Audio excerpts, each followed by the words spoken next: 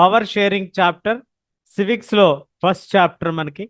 So power sharing chapter గురించి మనం కనుక చూసినట్లయితే మొట్టమొదటి టాపిక్ మనకి సివిక్స్లో మొట్టమొదటి లెసన్ గ్రేడ్ 10కి సంబంధించి చాలా ఇంపార్టెంట్. ఎందుకంటే మిగతా అన్ని chapters, remaining all chapters go in link with this chapter. ఎప్పుడైనా సరే మనకి ఈ చాప్టర్ని రిఫరెన్స్గా అడగటం మనం చూడొచ్చు, లేదా రిఫర్గా కోట్ చేయటం మనం చూడొచ్చు. సో మొట్టమొదటిగా మనం తీసుకున్నట్లయితే ఇందులో మనం నేర్చుకోబోయేటువంటి అంశాలు ఏంటి అని అంటే, మనకి enumerate the need for power sharing. Power షేరింగ్కి సంబంధించి ఉన్నటువంటి నీడ్ ఏంటి, వాట్ ఈస్ ద నీడ్ అనేది మనం చూస్తాం. తర్వాత challenges faced by Belgium and Sri Lanka, Belgium Sri Lanka case study గురించి మనం చూస్తాం. తర్వాత దాన్ని కంపేర్ చేస్తాం. బెల్జియము అలాగే శ్రీలంక కేస్ స్టడీలో ఒక్కొక్కరు ఒక్కొక్క రకమైనటువంటి అప్రోచ్ తీసుకోవడం జరిగింది. సో ఆ అప్రోచ్లో వచ్చినటువంటి మార్పులు ఏంటి, ఏంటి దానివల్ల అనేది కూడా మనం చూడటం జరుగుతుంది, కంపేర్ చేసుకున్నాం. అలాగే summarise the purpose of power sharing. Power sharing యొక్క మెయిన్ పర్పస్ ఏంటి అనేది మనం చూడటం జరుగుతుంది. సో స్టెబిలిటీ, యూనిటీ ఎలా వస్తుంది ఒక దేశంలో, అసలు ఏంటి అనేటువంటి దాన్ని కూడా మనం డిస్కస్ చేసుకుంటాం. First let us see all the sub topics. First topic వచ్చి బెల్జియం స్టోరీ, అంటే అసలు ఏంటి, బెల్జియంకి ఉన్నటువంటి కాంప్లికేషన్ ఏంటి. తర్వాత స్టోరీ ఆఫ్ శ్రీలంక, శ్రీలంకకు ఉన్నటువంటి మెయిన్ బ్యాక్గ్రౌండ్ ఏంటి, అక్కడ ఉన్నటువంటి కాంప్లికేషన్ ఏంటి. అలాగే మనకి బెల్జియంలో ఫాలో అయినటువంటి సిస్టమ్ ఏంటి, అలాగే మనకి శ్రీలంకలో ఫాలో అయినటువంటి సిస్టమ్ ఏమిటి అనేది మనం చూస్తాం. తర్వాత why is power sharing important, ఎందుకు పవర్ షేరింగ్ అనేది ఇంపార్టెంట్ మనకి. అట్లాగే ఫార్మ్స్ ఆఫ్ పవర్ షేరింగ్, ఈ పవర్ షేరింగ్లో రకాలు ఏమేమి ఉంటాయి అనేది కూడా మనం డిస్కస్ చేసుకుంటాం. స్టోరీ ఆఫ్ బెల్జియం, మనం బెల్జియంని కనుక చూస్తే మీరు ఇక్కడ క్లియర్గా గమనించవచ్చు.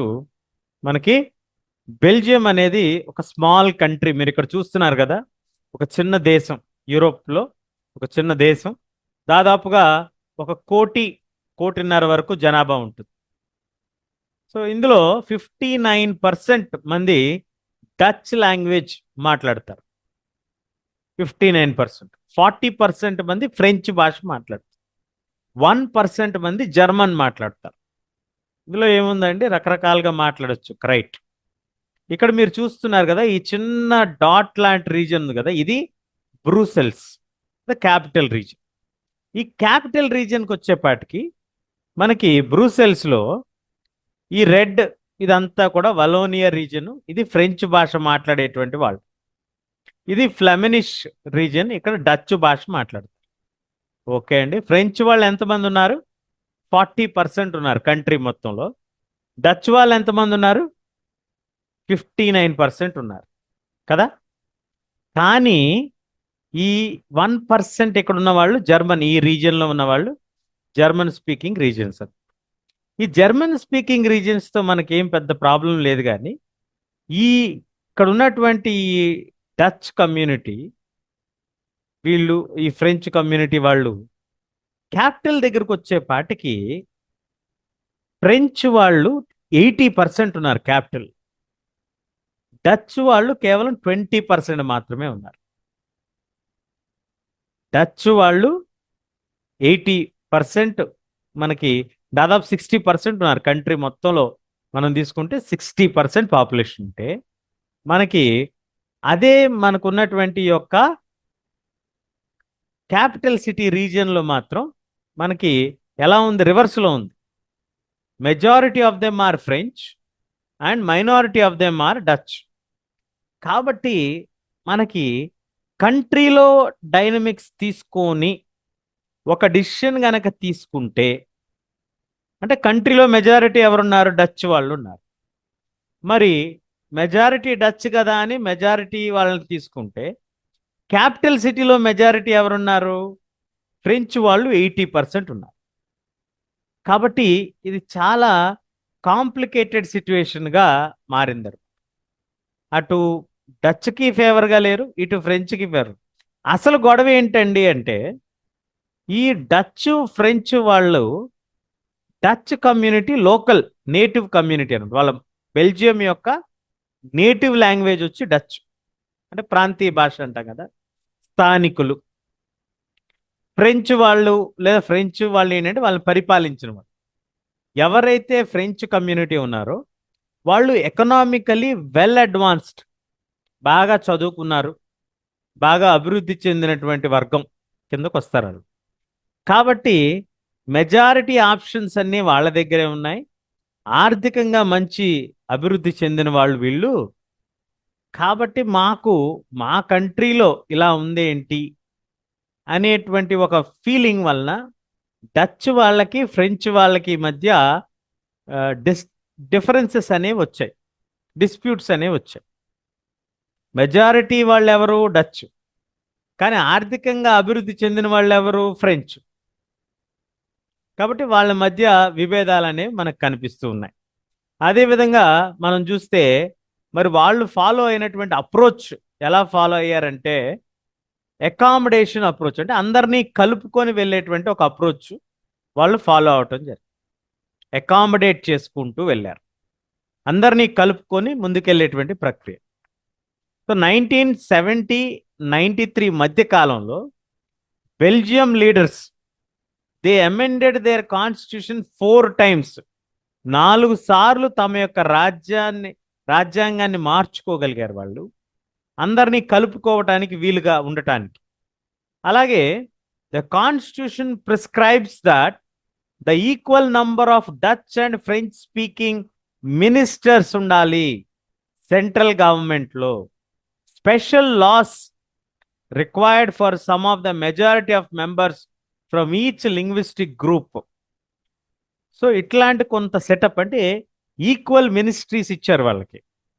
అటు యూనియన్ గవర్నమెంట్లో అంటే సెంట్రల్ గవర్నమెంట్లో మెజారిటీగా ఉన్నటువంటి డచ్, మైనారిటీగా ఉన్నటువంటి ఫ్రెంచ్ అందరికీ సమానమైనటువంటి మంత్రి పదవులు ఇస్తూ, ఏ ఒక్క కమ్యూనిటీ కూడా యూనిలేటరల్గా అంటే తనంతట తానే భాషకు సంబంధించి కానీ కల్చర్కి సంబంధించి కానీ నిర్ణయాలు తీసుకోవడానికి వీలు లేదు అనేటువంటి ఒక డిసిషన్ కూడా వాళ్ళు తీసుకున్నారు. దాంతోపాటు వాళ్ళు స్టేట్ గవర్నమెంట్స్, సెంట్రల్ గవర్నమెంట్స్ ఎందుకంటే ఒక స్టేట్లో మనకి డచ్ వాళ్ళు ఎక్కువ ఉన్నారు, ఒక స్టేట్లో ఫ్రెంచ్ వాళ్ళు ఎక్కువ ఉన్నారని చూసాం కదా. కాబట్టి ఏ స్టేట్కి ఆ స్టేట్ సపరేట్ గవర్నమెంట్స్ రికగ్నైజ్ చేస్తూ వాళ్ళు they are not subordinate to the union government, union గవర్నమెంట్కి మీరు సబార్డినేట్స్ కాదు అనేటువంటి ఒక నియమం కూడా తీసుకొచ్చారు.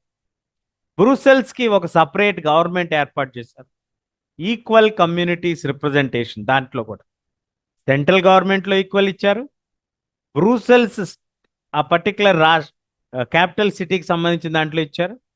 అలాగే స్టేట్ గవర్నమెంట్స్ మీరు సబార్డినేట్స్ కాదు, మీకు కావాల్సిన నిర్ణయాలు మీరు తీసుకోవచ్చు అనేటువంటి తోటి ఇచ్చారు. దీంతో పాటు apart from central and state governments ఒక కొత్త 3వ రకమైనటువంటి గవర్నమెంట్ని తీసుకొచ్చారు. ఇది ఫస్ట్ టైం మనకి ఎక్కడ డెమోక్రాటిక్ సెటప్లో కనిపించదు ఇలాంటి గవర్నమెంట్. దాన్నే కమ్యూనిటీ గవర్నమెంట్ అంటాం. ఈ కమ్యూనిటీ గవర్నమెంట్ని తీసుకొని డచ్, ఫ్రెంచ్, జర్మన్ 3 భాషలకి సమానమైనటువంటి రిప్రజెంటేటివ్స్ని పెట్టి కల్చరల్కి సంబంధించి, ఎడ్యుకేషన్కి సంబంధించి, లాంగ్వేజ్ సంబంధించి ఈ 3 అంశాలు ఈ కమ్యూనిటీ గవర్నమెంట్కి ఇచ్చారు. ఈ రకంగా అందరినీ కలుపుకొని వెళ్తూ అందరికీ సమానమైనటువంటి హక్కుల్ని, అలాగే అధికారాన్ని, అధికార వికేంద్రీకరణ కూడా చేస్తూ అందరూ కలిసి ఆనందంగా జీవించడానికి అవసరమైనటువంటి సానుకూలమైనటువంటి పరిస్థితుల్ని వీళ్ళు తీసుకురాగలిగారు అనేది మనం చాలా క్లియర్గా చెప్పుకోవచ్చు. ఇది అకామిడేషన్ అప్రోచ్ ఇన్ బెల్జియం.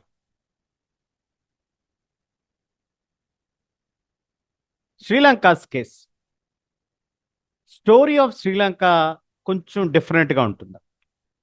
మీరు ఇక్కడ గమనిస్తే మనకి శ్రీలంకలో ఉన్నటువంటి మెజారిటీ పాపులేషన్, శ్రీలంక అనేది మీ అందరికీ తెలిసిందే, మన పొరుగున ఉన్నటువంటి ఐలాండ్ నేషన్ అంటాం, అంటే ద్వీప దేశం, ఐలాండ్ అని అంటాం కదా.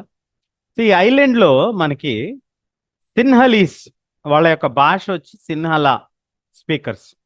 వాళ్ళు ఫస్ట్ నుంచి కూడా బుద్ధిజం ఫాలో అయ్యారు కాబట్టి మెజారిటీ ఆఫ్ దెమ్ అందులో బుద్ధిస్ట్ ఫాలోవర్స్ ఉంటారు మనకి.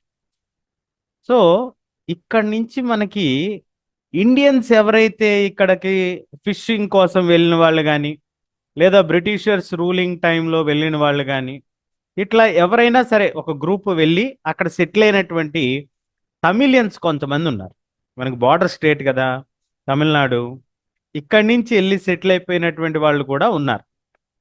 వీళ్ళని శ్రీలంకన్ తమిళియన్స్ అని, ఇండియన్ తమిళియన్స్ అని 2 గ్రూప్స్ కింద వెళ్ళి డివైడ్ చేశారు. ఈ డార్క్ రీజియన్ ఉన్నటువంటిది డార్క్ బ్రౌన్ మనకి ఇండియన్ తమిళియన్స్, కొంచెం లైట్ బ్రిక్ కలర్లో ఉన్నటువంటిది శ్రీలంకన్ తమిళియన్స్ అన్నమాట. సరే, ఇప్పుడు పాపులేషన్ వైజ్ మనం తీసుకున్నట్లయితే మనకి మెజారిటీ ఆఫ్ దెమ్, సహజంగా ఆ దేశం కాబట్టి majority of them are సిన్హలా speakers, Buddhism followers, సిన్హలా followers. వీళ్ళందరూ కలిపి దాదాపుగా 74% ఉన్నారు. మిగతా వాళ్ళు తమిళియన్స్, శ్రీలంకన్ తమిళియన్స్ కావచ్చు, ఇండియన్ తమిళియన్స్ కావచ్చు, ఇతరత్ర వాళ్ళందరూ అందరు తమిళియన్స్ అంటే ఇందులో హిందూస్ ఉన్నారు, క్రిస్టియన్స్ ఉన్నారు, ముస్లిమ్స్ ఉన్నారు, అందరూ కలిపి కూడా 18% ఉన్నారు. అంతకంటే ఎక్కువ మంది కూడా లేరన్నమాట. 18% మాత్రమే మనకి ఈ ఇండియన్ తమిళియన్స్లో తమిళియన్ అనేటువంటి గ్రూప్ వాళ్ళు ఉన్నారు. సో మెజారిటేరియన్ అప్రోచ్ అనేటువంటిది వీళ్ళు ఫాలో అయ్యారు. ఈ మెజారిటేరియన్ అప్రోచ్ అంటే ఏంటండి అని అంటే, ఇప్పుడు మనం చూసుకుంటే మెజారిటీ ఎవరైతే ఉన్నారో ఆ మెజారిటీ వాళ్ళ యొక్క ఒపీనియన్ని మాత్రమే కన్సిడరేషన్ చేస్తూ డెమోక్రటిక్ సిస్టమ్ని వాళ్ళు ఫాలో అయ్యారు. ఇందులో పెద్ద ప్రాబ్లం ఏమీ రాలేదు ఫస్ట్లో, ఎందుకంటే 1948లో వీళ్ళకి ఇండిపెండెన్స్ వచ్చింది. The Sinhala community, as we know the statistical data, they are 74%, దాదాపు 74% ఉన్నారు. కాబట్టి సిన్హలా స్పీకర్స్ ఆర్ మెజారిటీ. ఇందులో కూడా మెజారిటీ ఆఫ్ సిన్హలాస్ ఎవరండి అంటే బుద్ధిజంని ఫాలో అయ్యేటువంటి వాళ్ళు, ఈ బుద్ధిజం మతాన్ని తీసుకున్నటువంటి వాళ్ళు కానీ, అడాప్ట్ చేసుకున్నటువంటి వాళ్ళు కానీ, ఎవరైనా సరే వీళ్ళందరూ మెజారిటీగా ఉన్నారు. కాబట్టి 1956లో సిన్హలాస్ ఈ బుద్ధిజంని అఫీషియల్ రిలీజియన్ గాను, అలాగే అఫీషియల్ లాంగ్వేజ్ వచ్చి సిన్హలా గాను ప్రకటించడం జరిగింది. అప్పటి వరకు ఉన్నటువంటి సిస్టంలో ఒక అఫీషియల్ లాంగ్వేజ్గా సిన్హలా అనేది లేదు. మెజారిటీ మనమే ఉన్నాం కాబట్టి, మన దేశం కాబట్టి అనేటువంటి ఒక ఉద్దేశంతో వాళ్ళు ఈ 18% ఉన్నటువంటి మైనారిటీ వాళ్ళందరినీ కూడా నెగ్లెక్ట్ చేస్తూ 74% ఉన్నటువంటి Sinhalas, they declared Buddhism as official state religion, అంటే కంట్రీలో అఫీషియల్ రిలీజియన్. అలాగే Sinhala is the only official language. వీళ్ళు గనక మనకి తమిళ్ కూడా అఫీషియల్ లాంగ్వేజ్గా ప్రకటించుంటే బహుశా ఇంత ఇబ్బంది వచ్చేది కాదేమో. ఏం ఇబ్బంది ఉందండి అనుకోవచ్చు మీరు. ఏం ఇబ్బంది వచ్చిందంటే, ఎప్పుడైతే వీళ్ళు సిన్హలా అఫీషియల్ లాంగ్వేజ్ అన్నారో, బుద్ధిజం అఫీషియల్ రిలీజియన్ అన్నారో, దాంతోపాటు మరొక పాలసీ తీసుకొచ్చారు.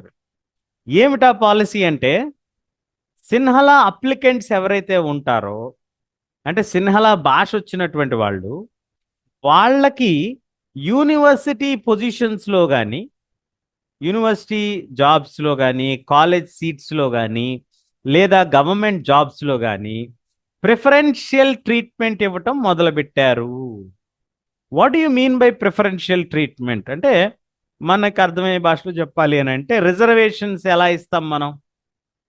పలానా కమ్యూనిటీ వాళ్ళకి ఇంత రిజర్వేషన్ ఇచ్చారండి అని మనల్ని ఎప్పుడు గొడవ చేస్తూ ఉంటారు. అట్లాగా ఈ పర్టిక్యులర్ కమ్యూనిటీకి కూడా వీళ్ళు రిజర్వేషన్ ఇచ్చారు. రిజర్వేషన్ లాంటిది ఇచ్చారు. ప్రిఫరెన్షియల్ ట్రీట్మెంట్ అని ఇచ్చారు.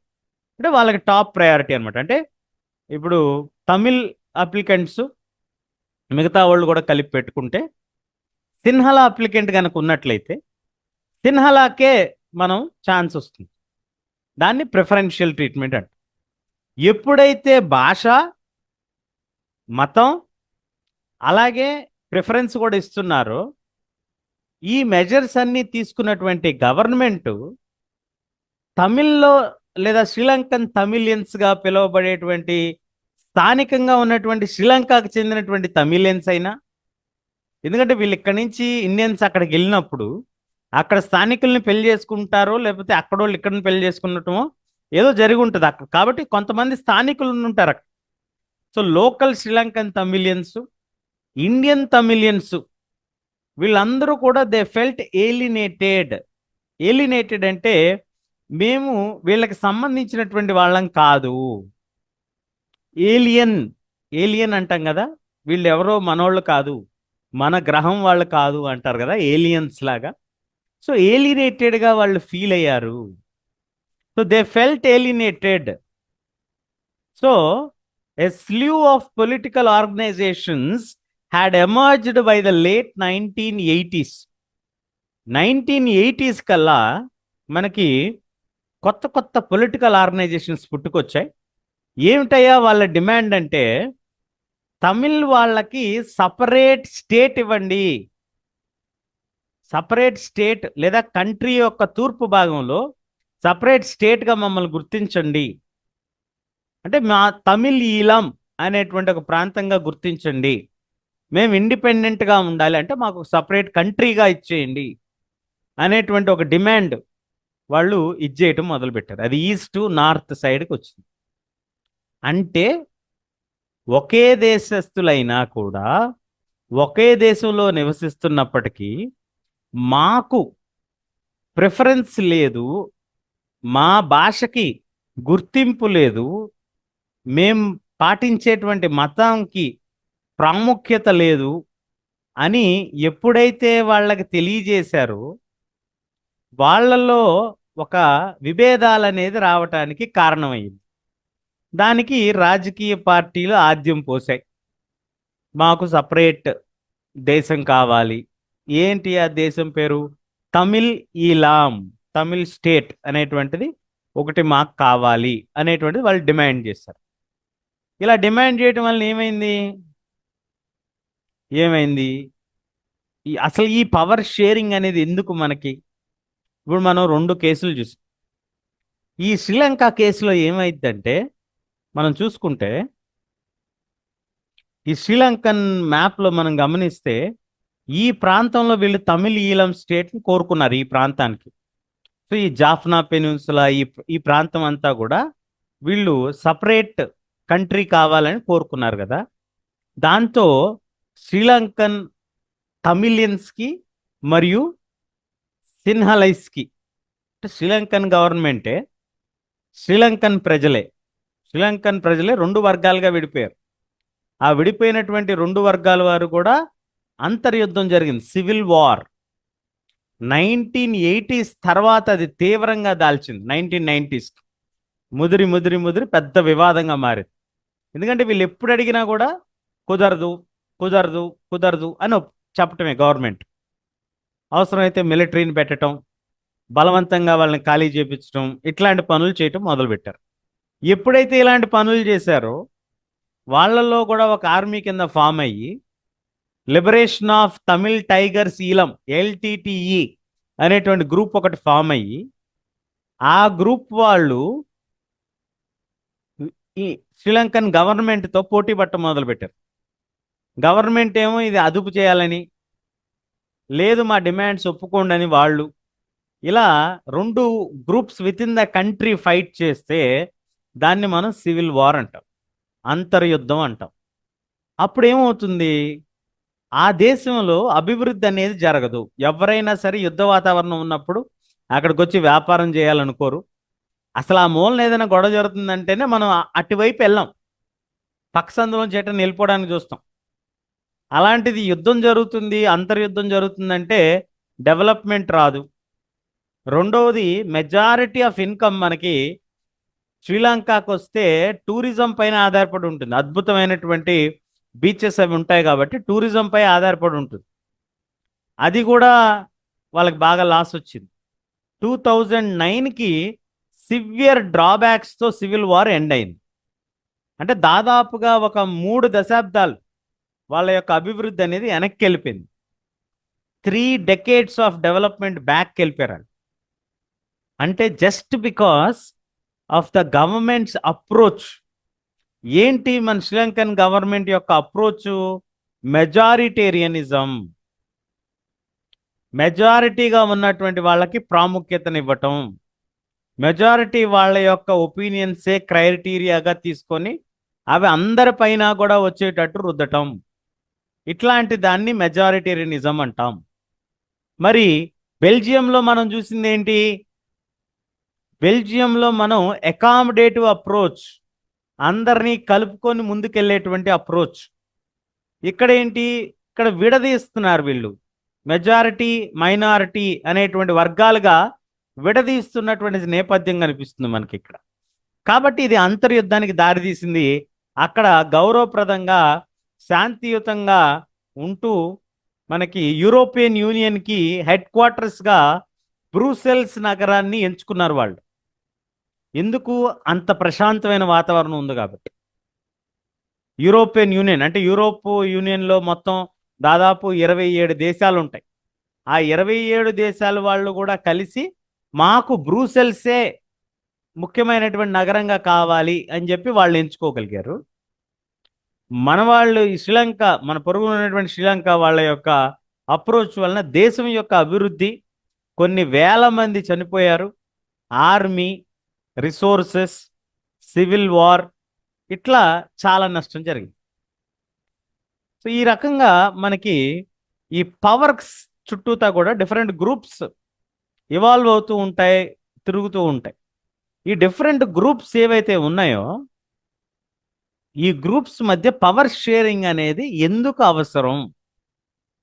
ఒక కేసు మనం చూసాం. డచ్, ఫ్రెంచ్, జర్మన్ 3 గ్రూపులు ఉన్నా కూడా కలిసిమెలిసి జీవించగలిగారు వాళ్ళు. అద్భుతమైనటువంటి ఐక్యతను వాళ్ళు సాధించుకోగలిగారు. రాజ్యాంగాన్ని 4 సార్లు మార్చుకున్నారు వాళ్ళు. కానీ అందరినీ కలుపుకొని వెళ్ళాలి అనేటువంటి ఒక ఆలోచనతో వాళ్ళు వెళ్ళారు.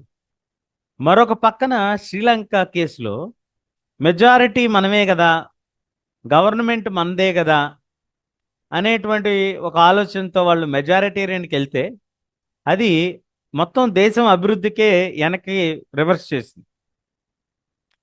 సో పవర్ షేరింగ్ అనేది ఎందుకు అవసరం అనంటే మనకి గ్యారంటీగా వచ్చేటువంటి క్వశ్చన్ ఏంటి ఇందులో అంటే, ప్రుడెన్షియల్ రీజన్ ఒకటి, మారల్ రీజన్ ఒకటి. ఇవి టెక్నికల్ టర్మ్స్. ప్రుడెన్షియల్ అంటే లాజికల్, మారల్ అంటే మనకి రీజన్ అన్నమాట, ఎందుకు ఉండాలి మనకి విలువలకు సంబంధించిందని. ప్రుడెన్షియల్ రీజన్ మనం తీసుకున్నట్లయితే ఫస్ట్ది, power sharing is good because it reduces the possibility of conflict between social groups.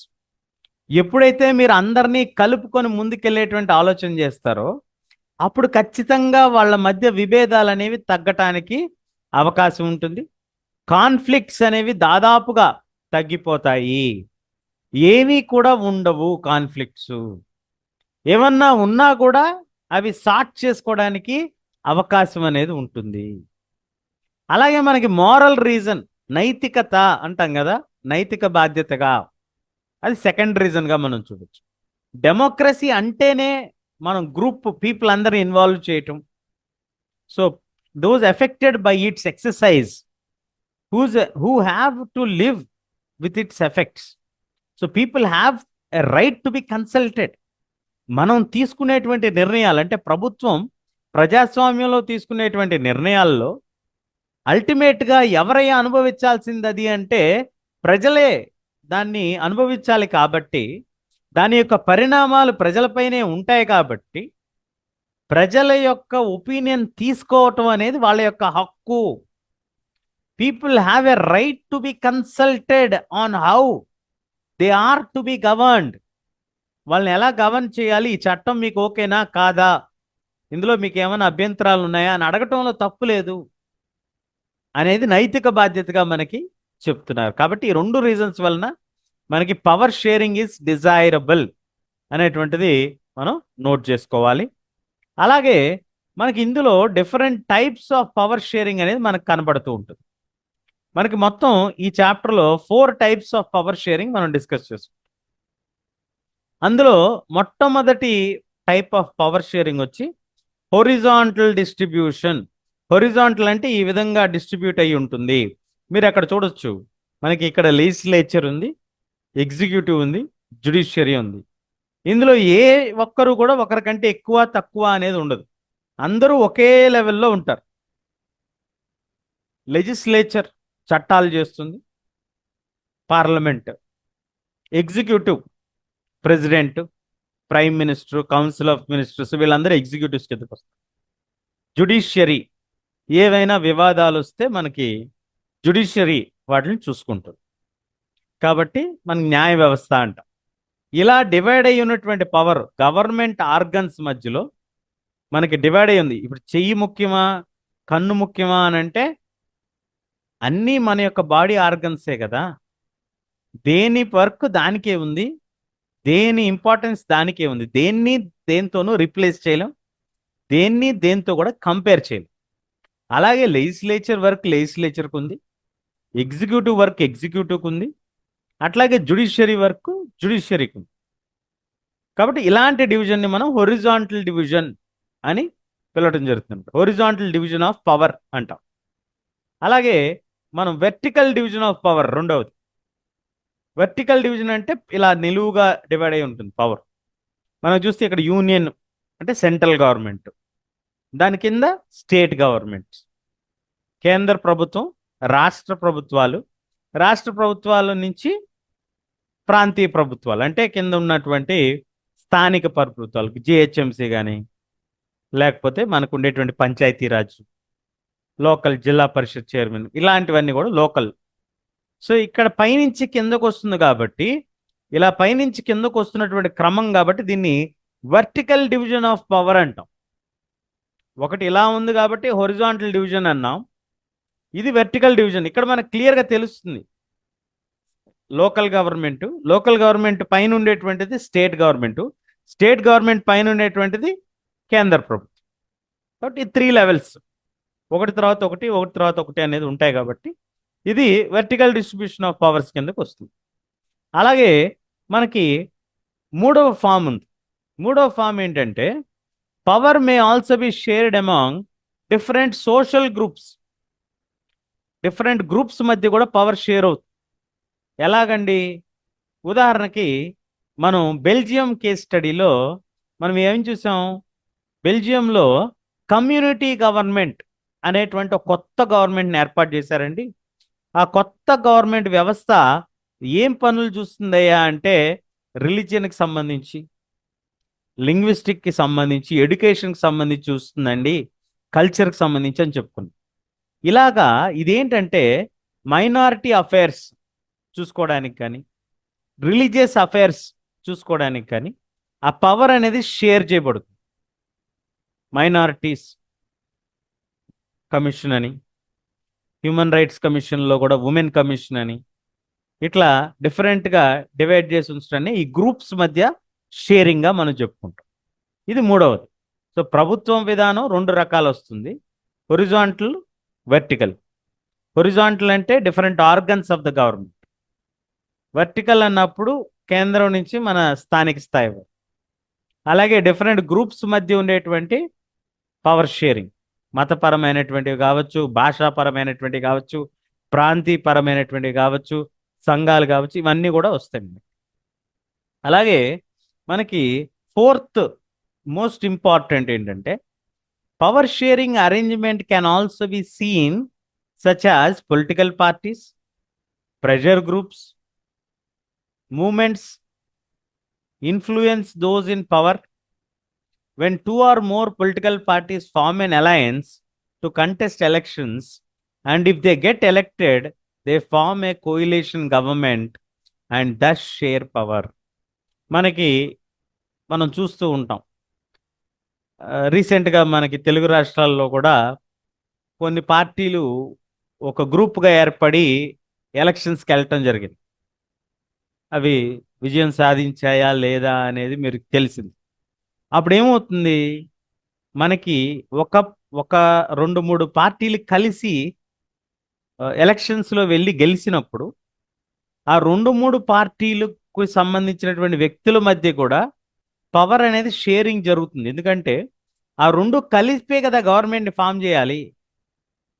ఆ 2 పార్టీలు కలిపి గవర్నమెంట్ ఫామ్ చేసినప్పుడు అక్కడ పవర్ షేరింగ్ అనేది జరుగుతుంది. అలాగే మనకి ఏదైనా ఉద్యమం జరిగినప్పుడు, ఏదైనా మనకి నిరసన తెలియజేసేటప్పుడు, మనం ఉదాహరణకి ఫామ్ లాస్ నడిచినాయి. కేంద్రం కొన్ని చట్టాలు తీసుకొచ్చింది. ఆ చట్టాల్లో భాగంగా మనకి ఫామ్ లాస్ మనం చూసాం. అంటే రైతుల దగ్గర నుంచి కొన్ని సంబంధించినటువంటి చట్టాలు. దానికి వ్యతిరేకంగా రైతులందరూ కూడా ధర్నా చేశారు. అలా అలా ధర్నా చేయటాన్ని ఒక మూమెంట్ అంటాం. అదొక ప్రెషర్గా పనిచేసింది ప్రభుత్వం పైన. ఆ తర్వాత ఆ చట్టాలని మారుస్తామన్నారు, మార్చారన్నారు, రకరకాలు జరిగాయి. సో ఒకటి, రాజకీయ పార్టీలన్నీ ఒకటయ్యి 2 లేదా 3 పార్టీలు కలిసి ఎన్నికల్లో పోటీ చేసి గెలిచినటువంటి నేపథ్యంలో అక్కడ ఫామ్ అయ్యేటువంటి ప్రభుత్వంలో పవర్ షేరింగ్ అనేది ఏర్పడుతుంది.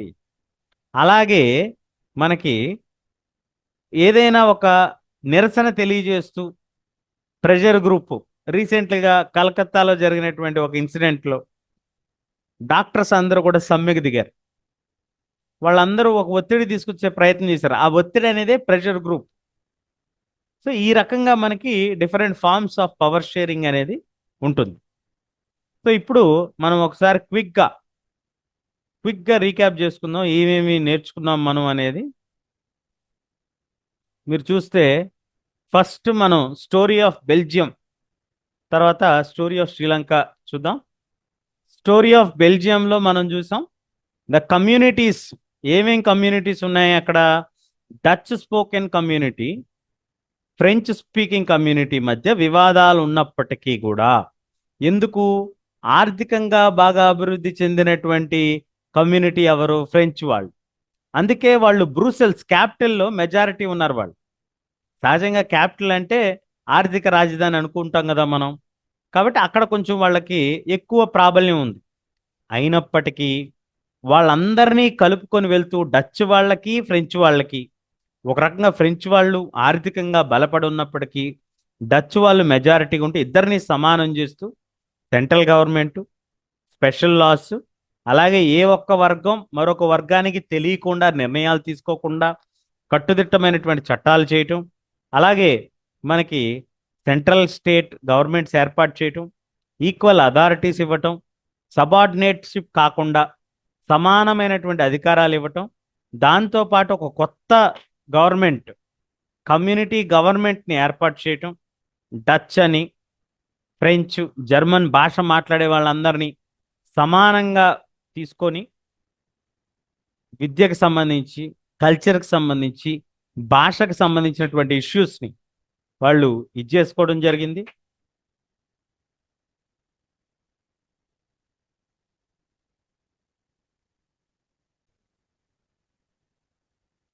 నెక్స్ట్ కేస్ స్టడీగా మనం తీసుకున్నటువంటి శ్రీలంక కేసులో మనం చూసాం. మెజారిటీ వీళ్ళు సిన్హలీస్ ఉండటం, బుద్ధిజంని ఫాలో అవ్వటం, వాళ్ళ మతమే ప్రాచుర్యంలోకి రావాలనుకోవటం. రెండోది, సహజంగా మెజారిటీ కాబట్టి వాళ్ళ నిర్ణయాలు చట్ట ప్రకారం చెల్లినప్పటికీ మైనారిటీగా ఉన్నటువంటి తమిళియన్స్ ఎవరైతే ఉన్నారో వాళ్ళు కొంచెం మమ్మల్ని ఏలియన్స్గా చూస్తున్నారు, మమ్మల్ని కలుపుకోవట్లేదు, ఈ దేశం మాది కాదు అన్నట్టుగా బిహేవ్ చేస్తున్నారు అనేటువంటి కొన్ని చట్టాలు వాళ్ళు తీసుకురావడం జరిగింది. 1956లో వచ్చినటువంటి సిన్హలా అఫీషియల్ లాంగ్వేజ్ చట్టం కానీ, అలాగే బుద్ధిజంని అఫీషియల్ రిలీజియన్గా కానీ, అలాగే సిన్హలా అప్లికెంట్స్కి ప్రిఫరెన్షియల్ ట్రీట్మెంట్ ఇవ్వటం కానీ, సో నాన్ సిన్హలాస్ అందరూ కూడా అంటే తమిళియన్స్ కావచ్చు, అందులో ఇండియన్స్, శ్రీలంకన్స్ అందరూ కూడా ఏలినేటెడ్గా ఫీల్ అయ్యారు, లెఫ్ట్ అవుట్గా ఫీల్ అయ్యారు, ఏలియన్స్ లాగా ఫీల్ అయ్యారు. ఇలా ఫీల్ అయినటువంటి సందర్భంలో అనేక రాజకీయ పార్టీలు ఏర్పడ్డాయి. ఆ రాజకీయ పార్టీలు సపరేట్ తమిళ్ ఈలం స్టేట్ కావాలనుకున్నాయి. చాలా నిరసనలు తయారు చేశారు. చాలా వరకు గవర్నమెంట్ని ఒప్పించేటువంటి ప్రయత్నం చేశారు. చాలా వరకు గవర్నమెంట్ని అడిగి ఏదో ఒక రకంగా ఇచ్చేసుకోవాలి అనేటువంటి ప్రయత్నం చేసినప్పటికీ కూడా అవేవి మనకి ఎఫెక్టివ్గా అనిపించలేదు, పనిచేయలేదు. ఎందుకు పనిచేయలేదు? మనకి శ్రీలంకన్ కమ్యూనిటీ లేదా తమిళియన్ కమ్యూనిటీ అనేది మైనారిటీగా ఉంది అక్కడ. కాబట్టి మెజారిటీగా గవర్నమెంట్ ఉంది కాబట్టి సహజంగానే మైనారిటీ యొక్క ఒపీనియన్ తీసుకోవటం కష్టంగా ఉంటుంది మెజారిటీ ఉన్నటువంటి గవర్నమెంట్. అది మనం చూస్తూ ఉంటాం మన రాష్ట్రాల్లో కూడా. అపోజిషన్లో ఉన్నప్పుడు ఆ పార్టీలు చెప్పేటువంటి విషయాల్ని పెద్దగా పట్టించుకో, సహజంగా జరిగేది. దానికి నిరసనగా వీళ్ళు ముందు ముందు అంతర్యుద్ధం చేయటం, గవర్నమెంట్కు దాన్ని ఆపే ప్రయత్నం చేయటం. ఈ అంతర్యుద్ధం కారణంగా దాదాపుగా ఒక 15-20 సంవత్సరాలు ఆ డెవలప్మెంట్ అనేది దేశంలో ఆగిపోవటం, రాబడి అనేది ఆగిపోవటం, ఎకానమీ అనేది ఆగిపోవటం. 2009లో ఫైనల్గా ఇది అంతమైంది, అంతర్యుద్ధాన్ని కంట్రోల్ చేశారు. ఇప్పటికైతే శాంతియుతంగానే ఉంది, కానీ ఆర్థికంగా బాగా వెనుకబడితనానికి వెళ్ళిపోయింది. దాదాపుగా 30 ఇయర్స్ వెనుకబడితనానికి వెళ్ళింది అనేది అయితే మనకి ఎకానమిస్టులు చెప్పేటువంటి ఇది. అలాగే అసలు ఎందుకు ఈ పవర్ షేరింగ్, ఈ శ్రీలంక కేసు తీసుకున్నా లేదో మనం బెల్జియం కేసు తీసుకున్నా, why power sharing is important అని అంటే, పవర్ షేరింగ్ అనేది it is the reason how we can reduce the conflicts. అది లాజికల్ ఆస్పెక్ట్. అలాగే మనకి మారల్ ఆస్పెక్ట్ మనం తీసుకుంటే the second reason is the basic. మనం ఎవరినైతే రూల్ చేస్తున్నాం, గవర్న్ చేస్తున్నాము, వాళ్ళని కన్సల్ట్ చేయాల్సినటువంటి బాధ్యత మనకు ఉంది కదా అనేటువంటిది మారల్ ఆబ్లిగేషన్ కిందకు వస్తుంది. నెక్స్ట్ మనకి different types of sharing, power sharing మనం చూసాం. అందులో భాగంగా మనకి ఫస్ట్ది హొరిజాంటల్ పవర్ షేరింగ్. ఈ హొరిజాంటల్ పవర్ షేరింగ్లో మనకి లెజిస్లేచర్, ఎగ్జిక్యూటివ్, జ్యుడిషియరీ మూడు కూడా ఒకే లెవెల్లోకి వస్తాయి. ఈ 3 organs of the government at the same level is called horizontal distribution of power. అలాగే నెక్స్ట్ మనం చూస్తే vertical distribution of power. Vertical distribution అంటే పైన హైయెస్ట్ అథారిటీ, కింద లోయెస్ట్ అథారిటీ. కాబట్టి union government, state government, local government. ఇది second form of power share. Third form వచ్చి మనకి డిఫరెంట్ కమ్యూనిటీ గ్రూప్స్ మధ్య పవర్ షేరింగ్, మతపరమైనటువంటి గ్రూప్స్, డిఫరెంట్ సోషల్ గ్రూప్స్, వీటి మధ్య షేరింగ్. ఎగ్జాంపుల్ మనకి కమ్యూనిటీ గవర్నమెంట్. మైనారిటీగా ఉన్నప్పటికీ కూడా వాళ్ళకి పవర్ షేరింగ్లో కొంత భాగస్వామ్యాలను చేయటం.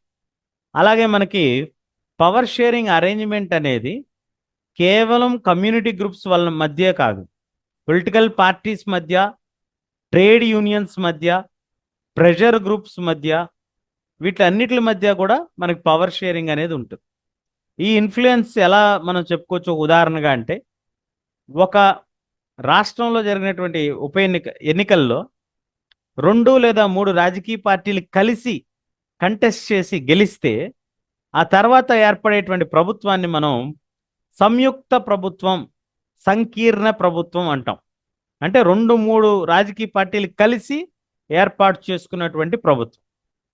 ఆ ప్రభుత్వంలో ఖచ్చితంగా అధికారం అనేది ఆ 2-3 పార్టీల మధ్య కూడా విభజించబడుతుంది.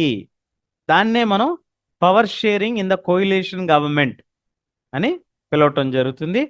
సో ఇది మనకి పవర్ షేరింగ్ చాప్టర్లో ఉన్నటువంటి key points.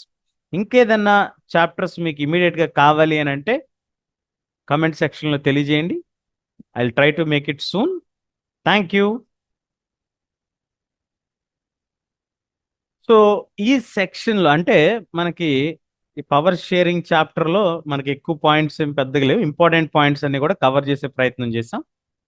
Case study of Belgium, case study of Sri Lanka, then why is power sharing desirable, what are the different forms of power sharing. ఇందులో మనకి మేజర్గా వచ్చేటువంటి క్వశ్చన్స్ ఏంటంటే why is power sharing desirable, 2 marks question వస్తుంది. రెండవది మనకి Belgium యొక్క approach, how is it unique, ఏంటి దాని యొక్క ప్రత్యేకత అనేటువంటిది అడుగుతారు. లేదా మనకి different forms of power షేరింగ్లో is it okay desirable అని అడుగుతారు. అంటే 4 ఫార్మ్స్ ఉన్నాయి కదా, 4 లెవెల్స్. ఆ 4 లెవెల్స్ ఆఫ్ పవర్ షేరింగ్ కూడా మనం ఎక్స్ప్లెయిన్ చేయాల్సి ఉంటుంది. సో ఇవి ఈ చాప్టర్కి సంబంధించి ఉన్నటువంటి important questions. Will meet you soon. ఇంకేదైనా డౌట్స్ ఉన్నా, ఇంకేదైనా చాప్టర్ కావాలన్నా కమెంట్ సెక్షన్లో తెలియజేయండి. తప్పకుండా మీకోసం అవి తొందరగానే చేసే ప్రయత్నం చేద్దాం. Thank you. Bye bye.